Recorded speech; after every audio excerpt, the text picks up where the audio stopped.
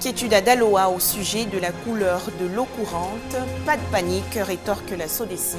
L'eau du robinet est sans danger, c'est ce que nous verrons dans le dossier du dimanche.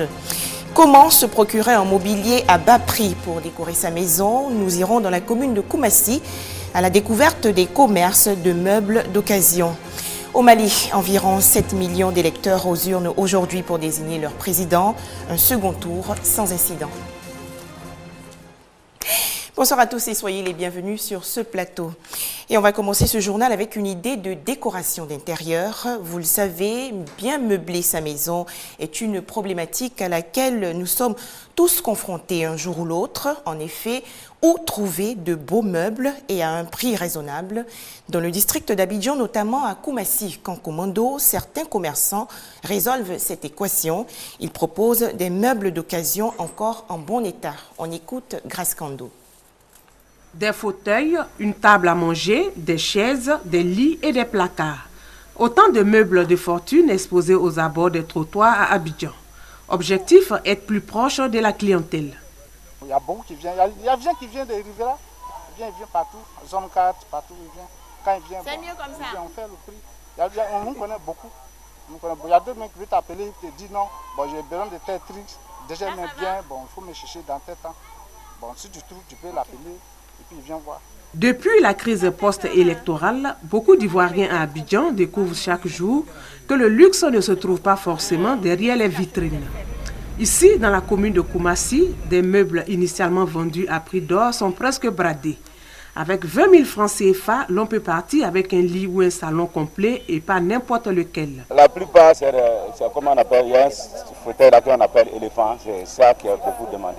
Compte tenu de la situation actuellement, on n'a pas trop assez de moyens, donc on vient ici comme c'est un peu moins cher, donc on vient ici pour voir ce qu'on peut avoir pour meubler nos maisons.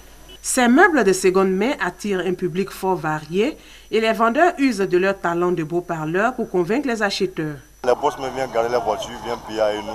On sait que le cas c'est moins cher, viennent payer les trucs moins chers à nous. Il y a Libanais, il y a tout, il y a Marocain, il y a tout dedans.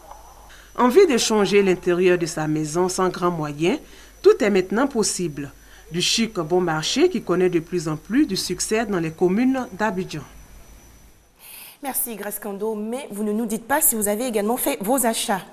Autre sujet, les travaux préparatoires du 8e Forum des jeunes de l'UNESCO. C'est une plateforme d'échange sur les défis communs aux jeunes du monde entier, c'est-à-dire comment devenir autonome. La rencontre va se tenir à Paris du 29 au 31 octobre prochain.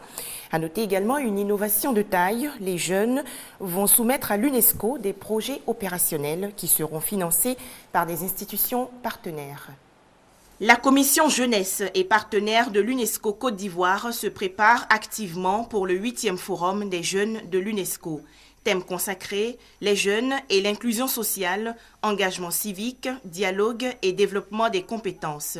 Cette plateforme va permettre à la jeunesse du monde entier de soumettre des recommandations stratégiques aux 195 États membres de l'organisation. Il s'agit pour nous jeunes de participer, de contribuer à notre propre épanouissement. Il s'agit pour nous jeunes de pouvoir exercer pour nous-mêmes. Il s'agit pour nous jeunes de pouvoir entreprendre. Et pour permettre l'autonomisation de cette jeunesse, l'UNESCO innove cette année en demandant aux associations de jeunes de proposer des projets dans divers domaines. Ils seront financés à hauteur de 5 à 250 millions de francs CFA.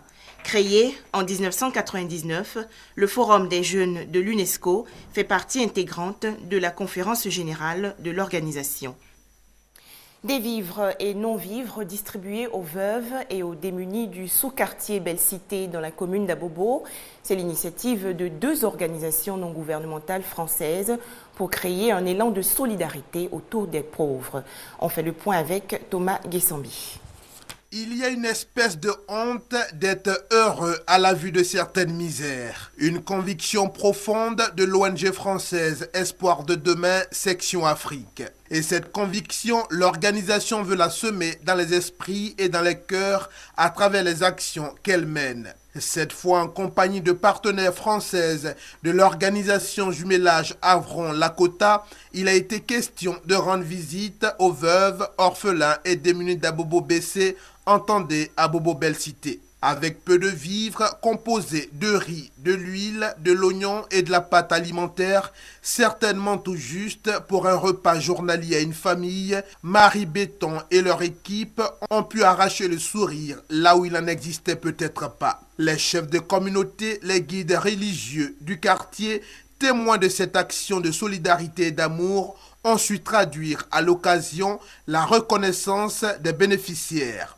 L'équipe de Juliette Guéhi, tout en invitant les Ivoiriens à un peu plus d'entraide, compte multiplier des partenariats pour venir en aide à un plus grand nombre de personnes indigentes en Côte d'Ivoire. En image à présent, cet incendie survenu dans la nuit de samedi à dimanche au quartier Petit Marché des Deux Plateaux. Une bougie allumée à la suite d'une coupure d'électricité serait à l'origine du sinistre. Aucune perte en vie humaine, mais de nombreux dégâts matériels. Ce sont aujourd'hui plus de 200 personnes qui se retrouvent sans abri. Quelle corrélation entre la chimie et l'entrepreneuriat? La question était au centre d'une conférence animée à l'université Félix Houphouët-Boigny de Cocody. Il s'agissait de montrer les bienfaits de la chimie dans l'amélioration de la qualité de vie et la sécurité alimentaire. Ami Kanga. La chimie, une filière, mais aussi un procédé scientifique au service du développement de la Côte d'Ivoire. Cette filière intéresse beaucoup d'étudiants qui s'y sont d'ailleurs inscrits.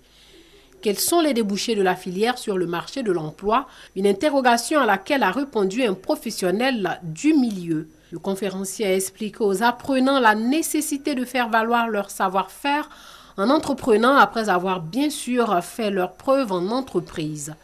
L'entrepreneuriat, ce moyen qui répond aussi aux exigences du système LMD, licence, master, doctorat. La chimie est une discipline qui ouvre plusieurs portes. Elle joue un rôle important dans la fabrication de produits pharmaceutiques et cosmétiques, entre autres. Une filière à plusieurs débouchés donc. On va maintenant s'intéresser à la mode. Comment portez-vous le pagne? L'utilisez-vous à la fois comme vêtement et parure? Pour relancer en tout cas le pagne, certains stylistes, dont Sylvie Conan, innovent en l'utilisant pour revêtir des sacs et autres chaussures. Voyez ce reportage de Franck Wadio. Cocody Engrais, un magasin de vente de chaussures ordinaires. Pas tant que ça. L'endroit sert ce matin de laboratoire pour la conception d'accessoires bien particuliers, essentiellement revêtus de pagne. L'idée est de cette jeune dame, Sylvie Conan, un amour pour le pagne qui date de l'enfance. J'ai commencé avec un pagne, déjà à faire une petite jupe. Et puis j'ai trouvé ça c'était intéressant. J'ai dit, mais en plus de ça, est-ce qu'il y a une possibilité de faire peut-être des petits trucs pour ajouter, c'est-à-dire peut-être une boucle d'oreille ou bien des bracelets et consorts. Aidée d'un styliste designer, Sylvie Conan est consciente de ne pas avoir l'exclusivité de son art. Elles sont plusieurs à s'intéresser à l'art du pagne comme revêtement d'accessoires, mais Sylvie dit avoir sa touche particulière. Le pagne, c'est du classique. Ça traverse le temps. L'Africain peut porter, l'Ivoirien peut porter, les Occidentaux peuvent porter. Donc c'est quelque chose qui marque son temps. Et les accessoires, tout le monde aime l'accessoire. Mon rôle, c'est de faire le patron. Le patron, c'est le découpage sur forme, sur mesure que je fais. Et ensuite, en fonction de ça, nous analysons ce qu'il y a et nous commençons le travail. Des chaussures et autres sacs et même des tenues, tout en pagne, ce n'est pas pour déplaire aux femmes. C'est magnifique ce qu'elle fait, c'est merveilleux, c'est joli. C'est très intéressant quand tu vois les accessoires, vraiment. Ça fait beaucoup africain. Et si le pagne est donc dans tous ses états, l'objectif de la jeune créatrice, retour aux sources des valeurs vestimentaires et esthétiques colorées, de quoi ravir le regard. Le Mali aux urnes aujourd'hui pour désigner son président, Ibrahim Boubacar Keïta ou Soumaïla Cissé. Un deuxième tour de la présidentielle sans heurts, mais perturbé par une grosse pluie.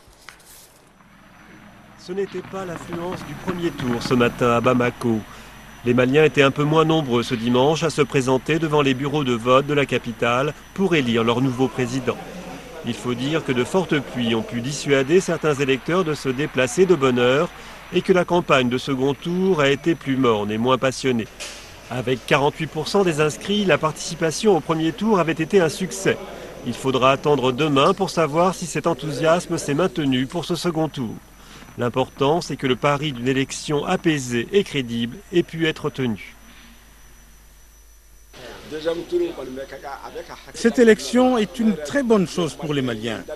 Je demande à notre futur président de travailler dur pour sortir notre pays de la misère. Je veux un Mali paisible avec un président qui pourrait travailler. J'aimerais d'abord qu'il réconcilie les hommes et les femmes du Mali. Ibrahim Boubacar Keïta a voté dimanche entouré par un service d'ordre impressionnant. Fort de son avance de 20 points au premier tour, il est donné favori par certains observateurs, d'autant qu'il a obtenu le soutien de la plupart des candidats éliminés au premier tour. Mais le scrutin reste tout à fait ouvert et son challenger Soumaïla Cissé voulait croire dimanche en ses chances. Le Mali a besoin aujourd'hui de résoudre les défis importants qui se posent aujourd'hui au peuple malien. Nous avons besoin d'eau potable, nous avons besoin d'écoles, nous avons besoin de centres de santé. Nous avons besoin de trouver un chemin d'émergence. Et c'est ce combat aujourd'hui qui est le vrai combat. Quel que soit le président élu, il aura la lourde tâche de résoudre la crise au nord et de réconcilier les Maliens. Il devra aussi relever l'économie et redonner confiance dans les institutions du pays.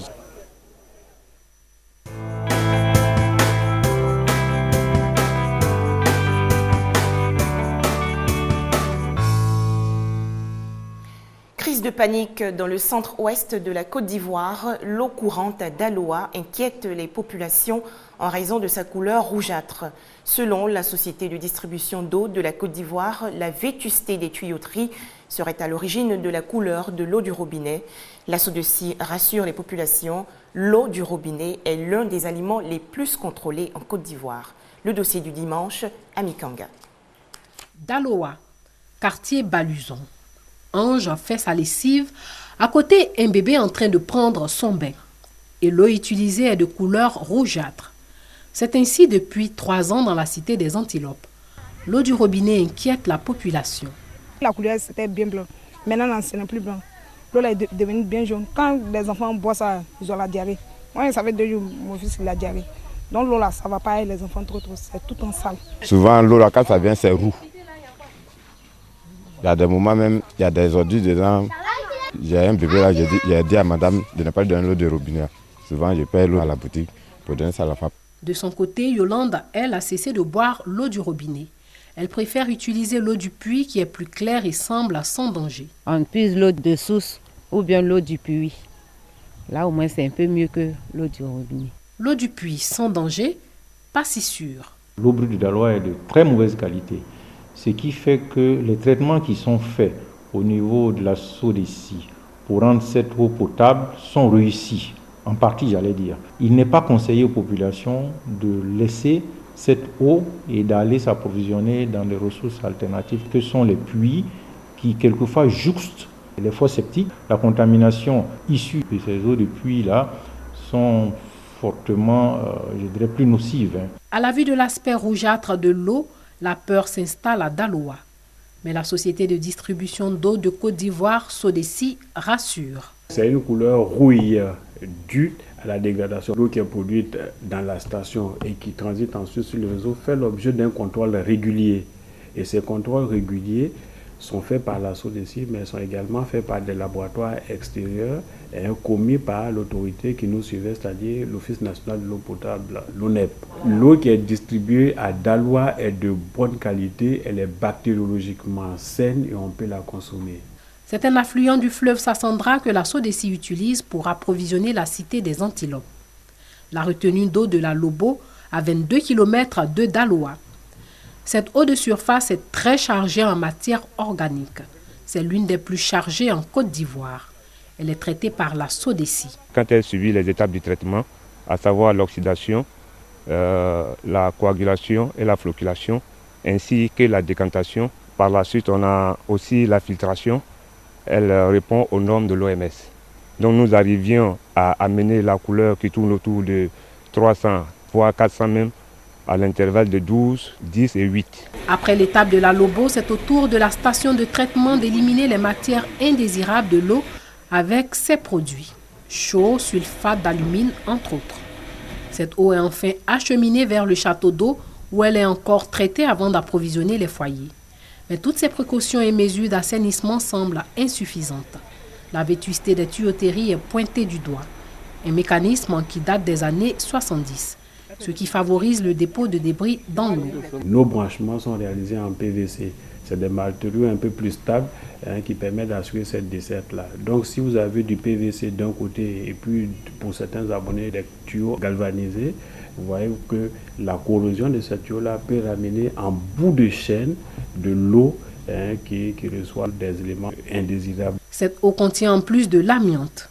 Sur une longueur de tuyauterie de 200 km, l'amiante couvre 10 km, ce qui semble infime mais quand même dangereux pour la santé.